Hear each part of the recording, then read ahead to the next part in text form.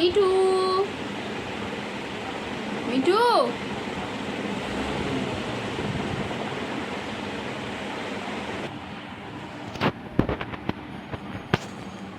নমস্কার বন্ধুরা, আজকে আমি বানাবো মোচার তরকারি। ইলিশ মাছের মাথা দিয়ে মোচার তরকারি বানাবো। মোচাটাকে ছাড়িয়ে নেব আগে, ছোট ছোট করে কেটে। মোচার যেই শক্ত অংশটা সেটা ছাড়াতে হবে, আর সাদা মতো একটা লম্বা ঝাঁটাকাঠির মতো আছে, এটা ছাড়াতে হবে।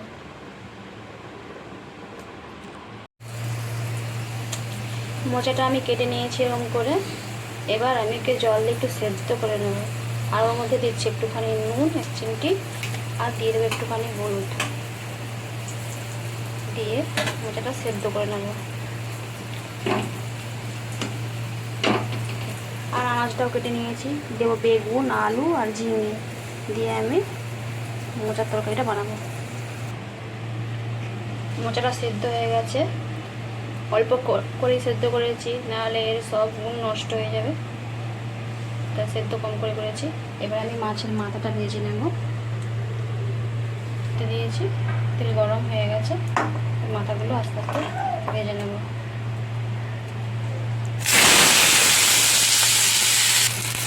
মাছের মাথা আমার ভাজা হয়ে গেছে, এবার ভেজে নেব।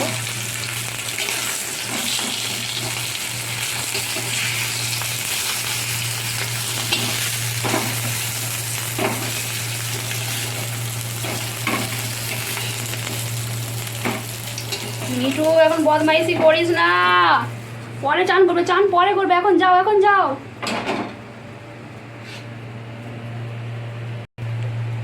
মাছ ভাজা একটু তেল রয়ে গেছিলো, ওর মধ্যে আমি আর একটুখানি তেল দেব।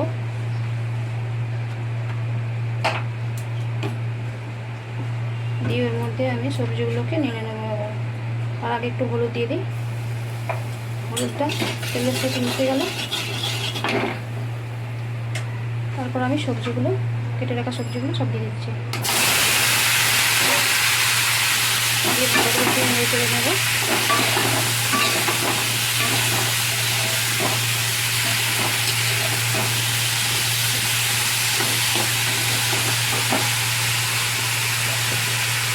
আর একটু দিয়ে দিচ্ছি নুন,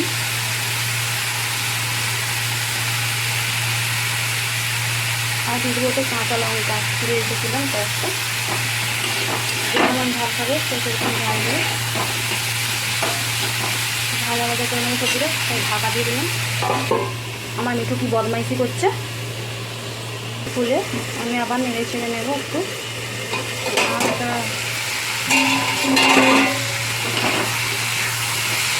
ভাজা ভাজা হয়েছে, এবার আমি এর মধ্যে মোচাটা মিশিয়ে দেবো।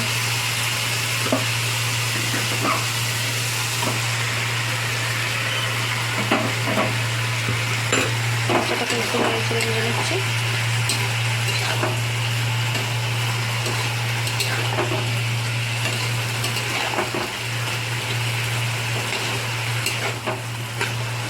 এরপর আমি মধ্যে অল্প একটুখানি জল দিয়ে দিচ্ছি।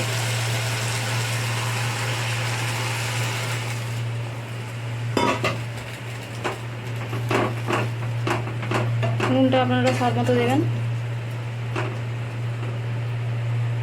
সবজিটা একটু সেদ্ধ হয়ে যাক, তারপরে আবার দেখাচ্ছি।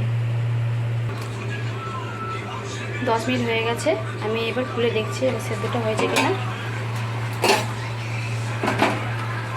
দেখছি সেদ্ধ হয়ে গেছে, এবার আমি নামিয়ে নেব।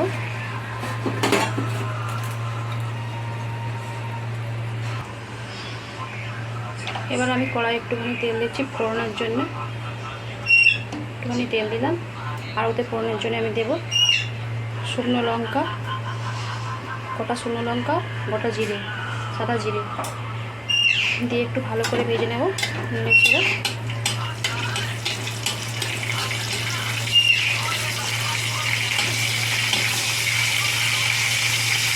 মশলাটা ভাজা ভাজা হয়ে এলে পরে আমি দিয়ে দেবো ওকে গ্রেট করা আদা আর পেঁয়াজ।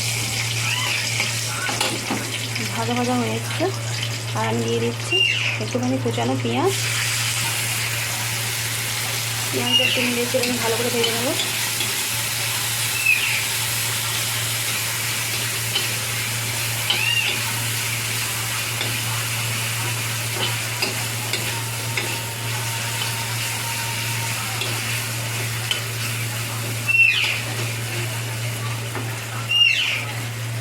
এবার দিয়ে দিচ্ছি গ্রেট করে আদাটা। পেঁয়াজটা ভাজা ভাজা হয়ে এসছে, আদা দিয়ে দিলাম। আদাটাকে একটু হালকা ভাজা ভাজা করে নেবো নেড়ে চেড়ে।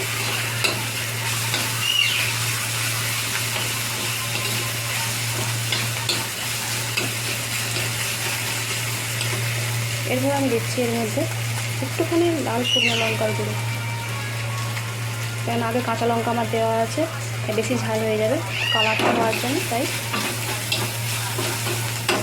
আর দিয়ে দেবো এতে জিরা পাউডার বা জিরার গুঁড়ো দিয়েছি একটুখানি, দিয়ে নেড়ে চেড়ে ভালো করে একটু ভেজে নিলাম।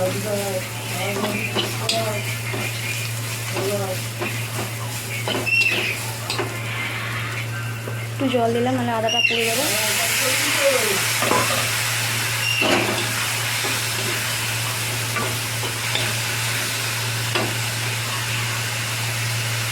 দিয়ে দিচ্ছি একটুখানি গরম মশলার গুঁড়ো।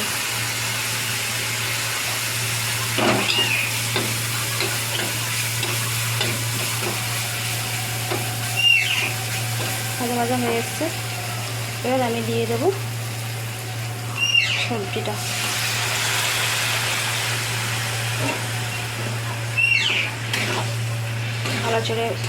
ভালো করে একটু নেড়ে চেড়ে নিলাম।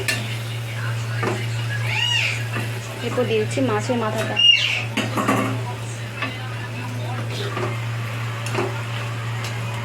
মাছের মাথাটা একটু গুঁড়ো গুঁড়ো করে ভেঙে দেবো খুন্তি করে। আপনারা যে যেমন ঝাল খাবেন বা নুন খাবেন সেই হিসেবে দেবেন।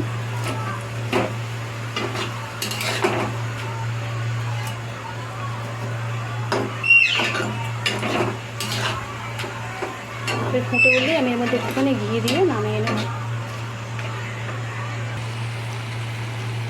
এরপর আমি এর মধ্যে একটুখানি দিয়ে দিচ্ছি ঘি দিয়ে একটু নেড়ে চেড়ে তারপর আমি নামিয়ে নেব। আপনারাও বাড়িতে এভাবে বানাবেন, খেতে খুবই টেস্টি হয়। আর আমার ভিডিওটা দেখার জন্য আপনাদের অসংখ্য ধন্যবাদ, প্রথম থেকে শেষ অবধি থাকার জন্য। আর আমার চ্যানেলে লাইক কমেন্ট ও শেয়ার করবেন, কেমন লাগলো অবশ্যই জানাবেন। নতুন ভিডিও পাওয়ার জন্য চ্যানেলটিকে সাবস্ক্রাইব করে রাখবেন। তরকারিটা আমি হয়ে গেছে, নামিয়ে নিয়েছি এবার।